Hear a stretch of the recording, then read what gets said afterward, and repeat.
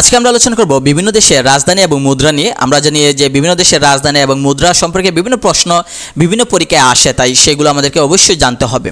তো আমরা যদি খেয়াল করে দেখি যে গুরুত্বপূর্ণ যদি আমরা খেয়াল করি, সবগুলো দরকার নেই, যে দেশগুলো আমরা চিনি বা যে দেশগুলো নিয়ে বিভিন্ন প্রশ্ন আসে বিভিন্ন পরীক্ষায়, সেই দেশগুলো রাজধানী এবং মুদ্রা শিখব। পৃথিবীর সব রাজধানী বা মুদ্রা, সব দেশের মুদ্রা আমাদেরকে জানার প্রয়োজন নেই। যেগুলো প্রয়োজন বা যে দেশগুলো আমরা গুরুত্বপূর্ণ বিভিন্ন পরীক্ষা আসে সেগুলো আমরা জানবো। যেমন ভারত, রাজধানী হচ্ছে নয়াদিল্লি, আর মুদ্রা হচ্ছে রুপি। চীন বেজিং ইউয়ান। নেপাল কাঠমান্ডু হচ্ছে রাজধানী, আর রুপি হচ্ছে মুদ্রা।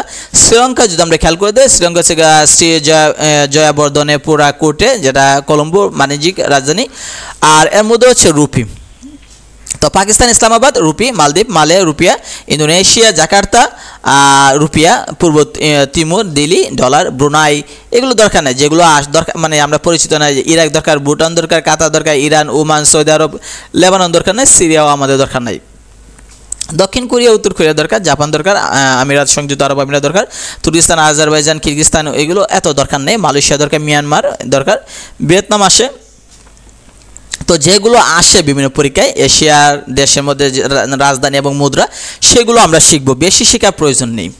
তো ইউরোপের মধ্যে যে দেশগুলো আমরা পরিচিত বা বেশি প্রশ্ন আসে সেগুলো আমরা পরে নেব, যেমন গ্রিস বা ফিনল্যান্ড, ইতালি। পর্তুগালের রাজধানী হচ্ছে লিসবন যেটাকে বলা হয়, পর্তুগালের রাজধানী লিসবন এবং তাদের মুদ্রা হচ্ছে ইউরো। আর জার্মানি যদি আমরা বার্লিন, সেটা হচ্ছে রাজধানী, আর তাদের বার্লিন এবং তাদের মুদ্রা হচ্ছে ইউরো, সেগুলো আমরা শিখে নেব।